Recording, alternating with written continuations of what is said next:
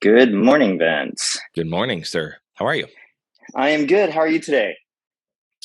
You know, the sun is out. It's depending on when people see this, it's so cold, and I have this beautiful background behind me to remind me like better days are coming. Yes, that's probably better than my plank background that's behind me. No, yours looks very modern, and where and I know like green screens, right? Like my arm will disappear on it and whatever. But no, this is the view. So we stay in Florida a lot, and we stay on a beach cottage, and this is the view when you walk onto the beach. Like this is what we see, and on a day like today where it's whatever 7 degrees, yeah, I need a reminder of warm and sunshine and the ocean. For sure, for sure. Well, I want to quickly introduce you. So, everyone, this is Vince Mahtani and Company. He is my personal coach. He is a coach for businesses, and we're going to get to know Vince here a little bit. Again, my name is Dan McAlfish. I'm with Narrative Real Estate, a part of the Park Bench community, and we're just going to have a little bit of fun here. So, Vince, why don't we just start off, and why don't you tell people a little bit about your business and why you do what you do? Yeah, I'm always hesitant on calling myself a coach, and here's why. I saw on Instagram a while ago like some 21-year-old person who was a life coach, and I was like, I don't know your story, but I am judging you by your age. What life experience do you have to really walk with somebody? So I'm hesitant on calling myself a coach. However, when I think of terms of I played sports my entire life, and even now an avid golfer, and there are times where you need somebody on the outside to come in and give you perspective. And really, it's just holding up a mirror and going, "Do you see this is what you're doing, or this is how we need to fix, for golfing, how we fix your swing." I take that in a personal approach to life. And so, guys like you or any of my other clients, there's always a problem and there's always a solution. That's the simple point of coaching. I work with businesses because I'm an entrepreneur of 12 plus years, and I never had a guy who could not only just help me in my business grow, scale, bounce ideas off of, but also go, hey, let's slow down for a minute. How are you doing in your marriage? How are you doing with, carving out time for your kids or your hobbies or your health? Mental health is a huge thing for me. And entrepreneurship actually has the highest rate of mental health. I'm going to air quote issues, but depression, anxiety, bipolar, and actually suicide is one of the highest rates outside of dentistry. Suicide is the highest rate in entrepreneurship. So that's very near and dear to me because imposter syndrome is real. And so if I can step in and just have conversations with people just to go, hey, let's take off the mask for a minute and you're in a safe place just to vent. Sometimes that's all we need. And especially as men, that's just all we need is someone just to talk to. And so that's where I entered into the consulting coaching space.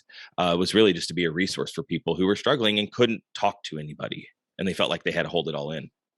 For sure. And I think that's where, as we've talked and my own personal experience with you is that the ability to come and just open up and know that A, I can bounce ideas off of you, and B, you're going to listen and give me solid feedback based on not just what a book has told you or what a video has told you, but on life experience, on business entrepreneur Yeah. experience, and be able to drive that through. Yeah. Um, so tell me, we're both entrepreneurs. Yeah. As an entrepreneur, I know you have to have things that very much drive you. Because if you Mm-hmm. don't, the days that you don't want to get out of bed, you wouldn't get out of bed. So tell us a little bit more about what drives you. What's your motivation? Uh, let's go to the very beginning of the conversation, this picture. So, Absolutely. um, about gosh, I guess it was probably 11 to 10 years ago, I read Timothy Ferriss's The 4 Hour Work Week. And I was in my mid 20s and I realized there is a different way to live life. And as the personality archetype that I am, which you are, and if you want to talk about that, we can. If not, that's fine. We crave fun, we crave freedom, and really experiences. And I realized I don't have to work the 9 to 5 in pleated khaki pants at a cubicle. Um, and I was doing something similar and I hated it. There was no passion. And so I went out and I really structured my life to go, okay, what do I want? and let's make that possible. And I started reading from other people like Timothy Ferriss or Simon Sinek and other guys that were doing that. And I was like, this is possible. I'm going to go explore that. And when I found that freedom, I was like, well, there's no going back. There's no going back to an office. Let's just, I'm unemployable at this point. And so, yes, there, as you know, as the entrepreneur, there are times where I want to stay in bed. It's hard. And if anybody's listening that owns a business or is an entrepreneur or married to an entrepreneur, that's a whole nother thing of like, how about all the spouses married to entrepreneurs? Good Lord. But there are times where you want to shut down. And you have to remember, and this sounds very cheesy, but like, why am I doing what I'm doing? Well, I want to be at the beach. And really, I want to be the best dad and the best husband I can be. And that means I want to spend as much time with my family as possible. And so how do I maximize that? Well, I can put together programs or work with people to allow that freedom. And so they go hand in hand. And Dan, I feel like I am called to help guys live better lives because I got to live a really good life. And I know there's so many men out there who aren't, and it's like they're one tweak away, right? They're killing it on paper, but inside they're not doing well, but they're just a couple steps away from really living that life they want to. And I'm passionate about that. I think life should be fun. And if it's not, well, we got a lot of work we should do, right?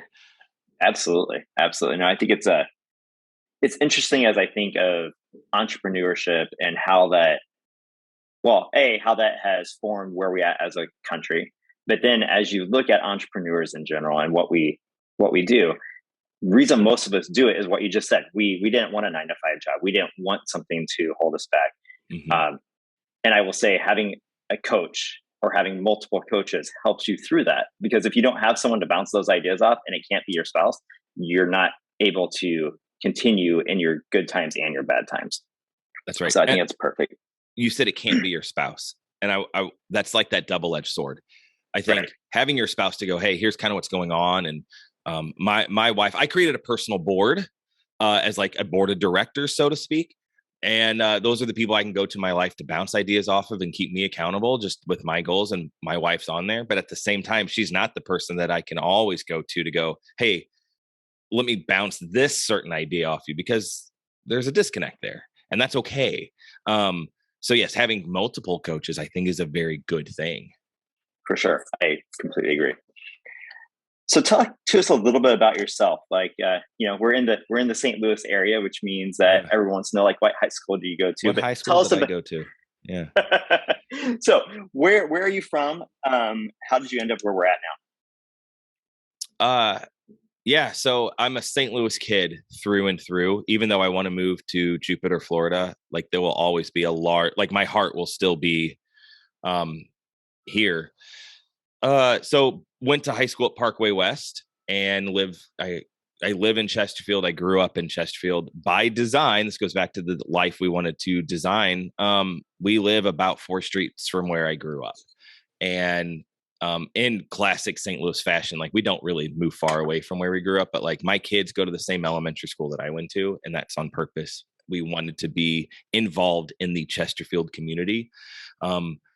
And so this is, if you will, this is headquarters. And, I went to college in Springfield, Missouri, but we came right back.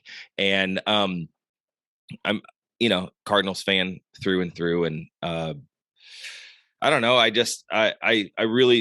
think St. Louis has so much potential. And then we look at places like Kirkwood or Webster or, all the new development in Chesterfield. And I think, man, if we stopped being so siloed, but we came together and said, how can the Chesterfieldians help the Kirkwoodians or whatever you guys call yourself? We could create a beautiful community. And so part of what I feel, again, is let's get planted where I'm at right now, where my feet are, which is Chesterfield. And how do I help local businesses? How do I make friends with the guy at Deerberg's who's checking me out every day when I go, or the Starbucks person, or the whatever local barista? I want to know them. I want to know their life.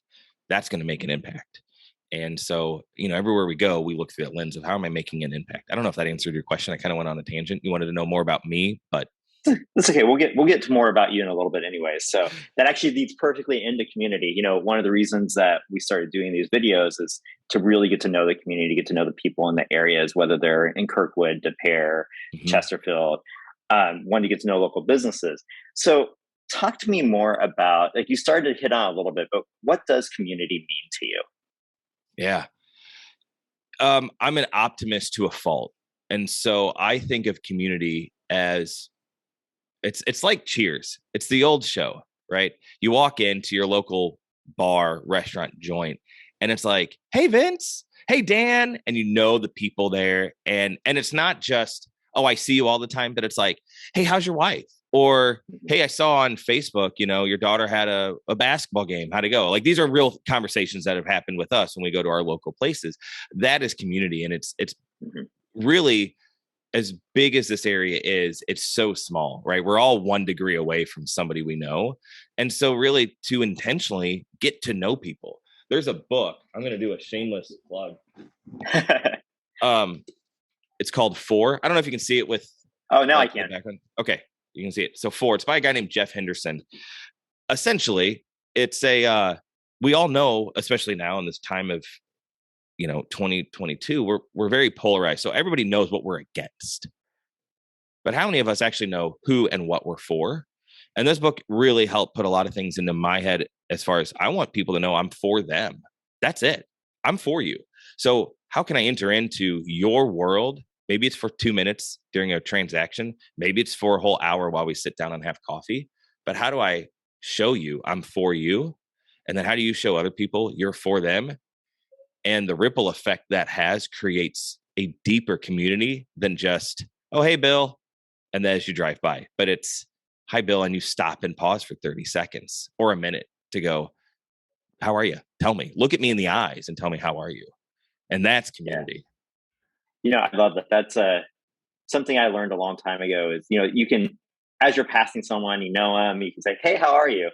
But I learned to not just say, "Hey, how are you?" I would literally say, you'd say, "I'm okay." I'd be like, "No, Vince, seriously, how are you today?" Yeah. And Yeah. it's that pause and sincerity that, like you're talking about, that's community. That's the really caring about the people that you're involved Mm-hmm. with. So, Yes. Yeah. so let's shift gears just a little bit and start talking. I want to learn. We started to talk a little bit about you, but learn a little bit more about, like, you, your family. Um, Last question I have before we move into that, though, is tell me more about, like, what is maybe one of your highest highs and your lowest lows that you're willing to share. How much time do you have, bud? Um, well, the highest highs, I try to remain pretty level because I am a guy that will spike both ways. Yep. But my highest of highs are when it's more of a feeling. It's not an event. Like we once stayed in baseball. Great. I was also like 16. Like I feel like Uncle Rico from Napoleon Dynamite when I talk about my former sports life, and he's like, "I Right. could throw a football over the hill." But it's these feelings of, man, all is right.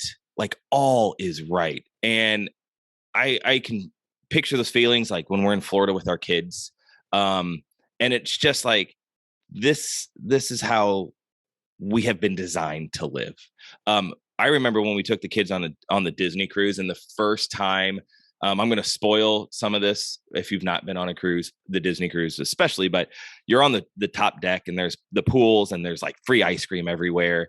And they were playing Frozen on the screen, this giant screen poolside. And we have like abused Frozen to death. Like my kids, especially my daughter, it came out as she was very young.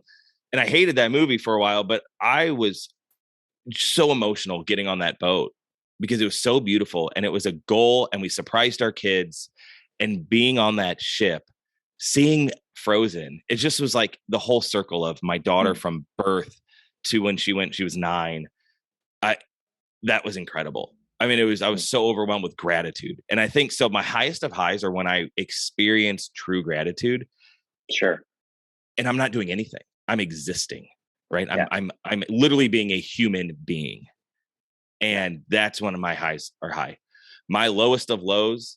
So in 2014, we launched St. Louis's first grocery delivery business. This was before Instacart, before Ship. Yeah. On paper, we were killing it. And when I would go to meetings, we were killing it. And in all reality, we were not. And in all reality, I was a terrible leader, a terrible boss. and we lost everything. And when I say everything, I literally mean like there was a point in time I had $4 to my name, and that wasn't even in $1 bills. And I had payroll, I had office rent, I had our own personal bills, and I buckled and I had a full on panic attack. Became very, it got dark, and we can go into that later. I don't think we have time.